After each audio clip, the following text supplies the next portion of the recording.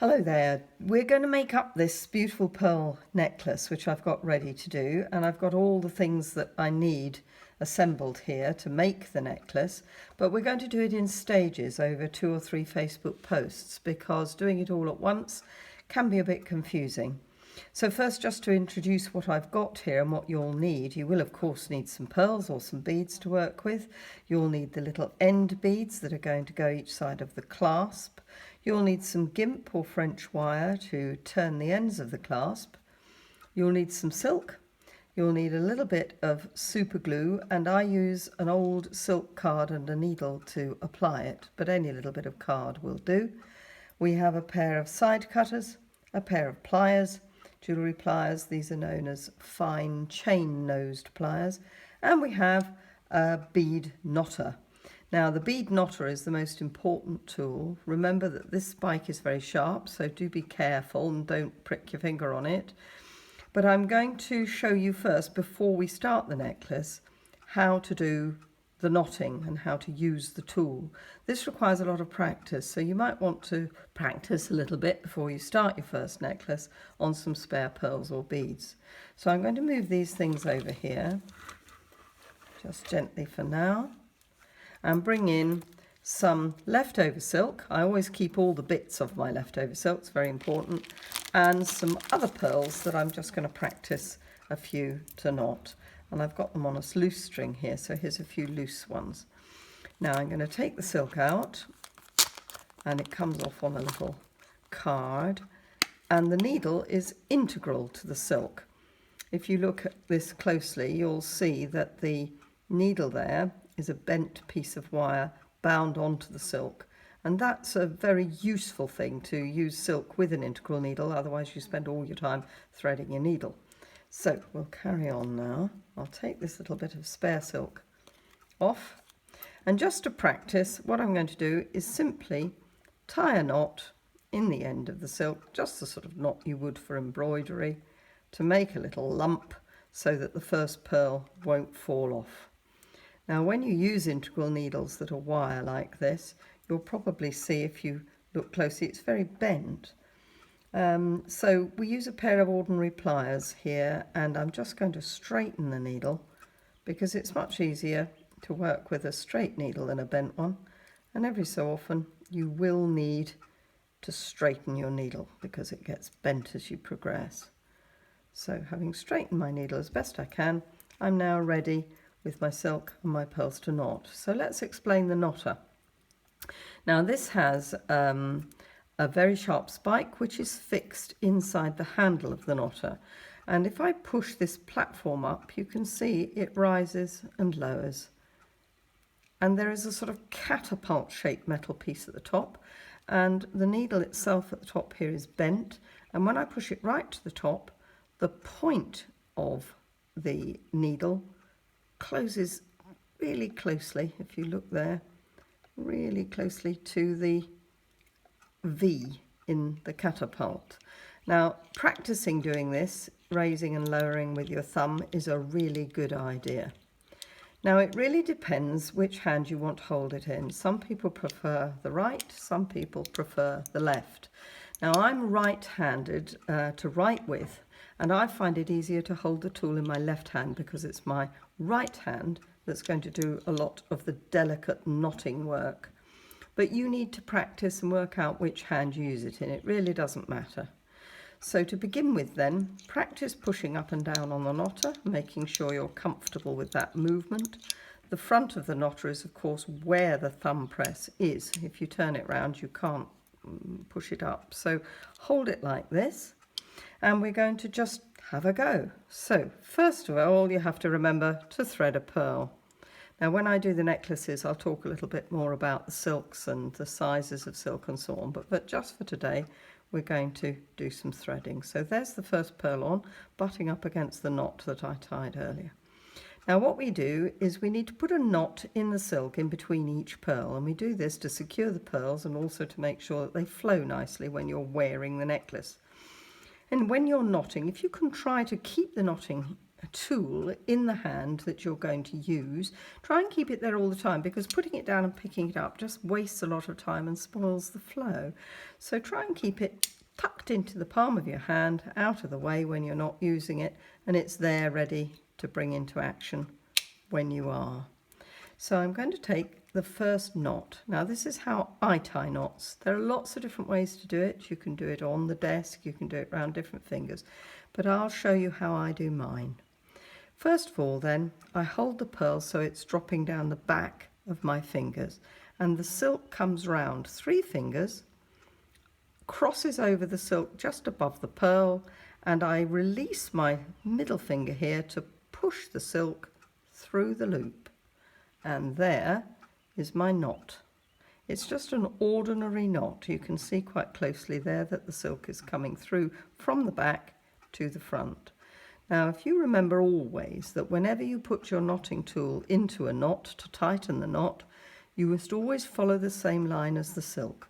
So the knotting tool must go into that loop in the same direction that the silk is coming through it.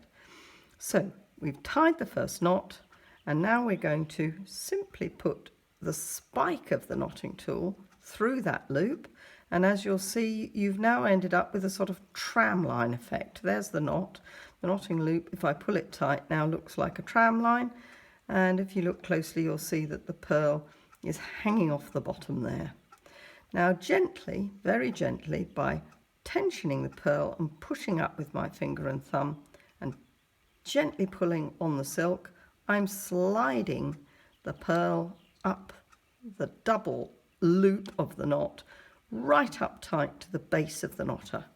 And here you need to get your finger in and you need to give it a good tug, give it a good pull. Don't tug it upwards or you'll pull it off the spike, but tug it downwards and make sure that knot is really tight into the close of the spike.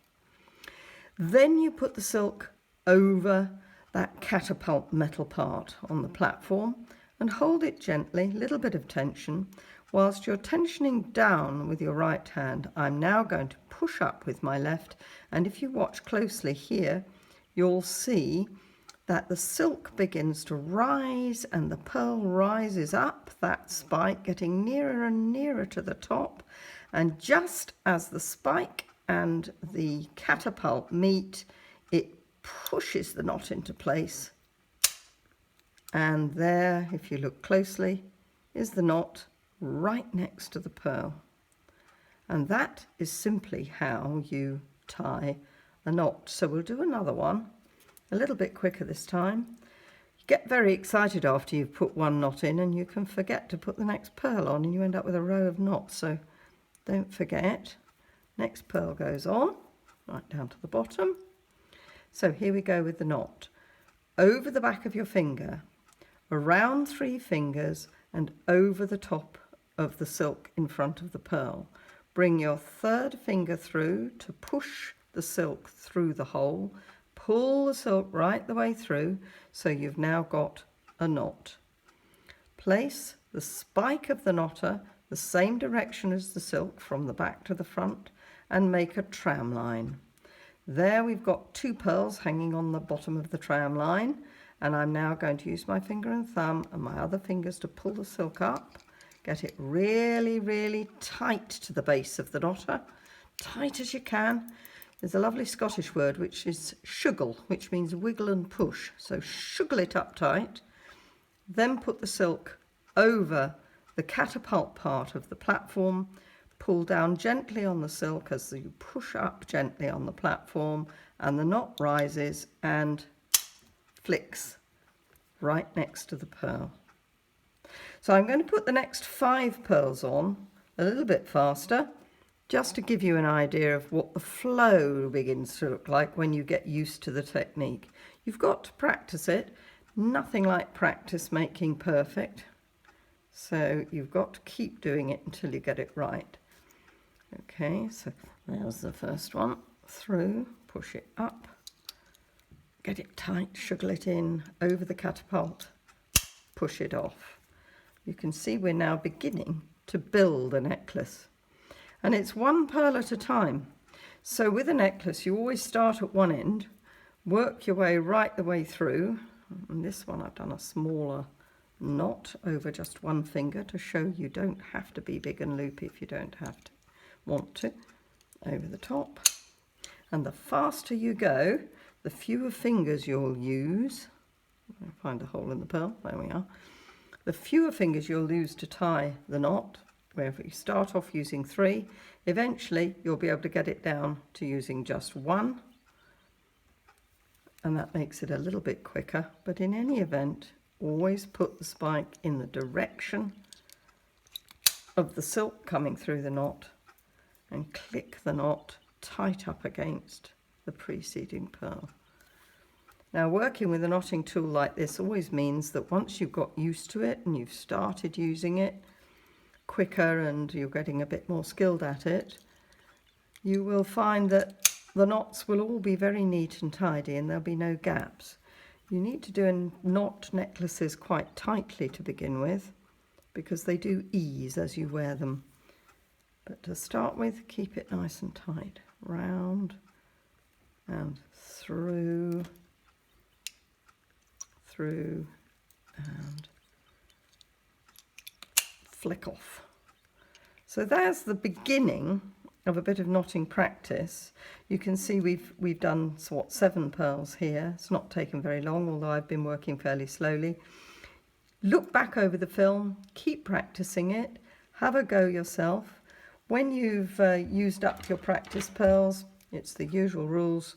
Take your side cutters with the flat side of the cutters against the work, not the dinted side, flat side of the cutters against the work. You can snip through all the knots and use them again for another practice session.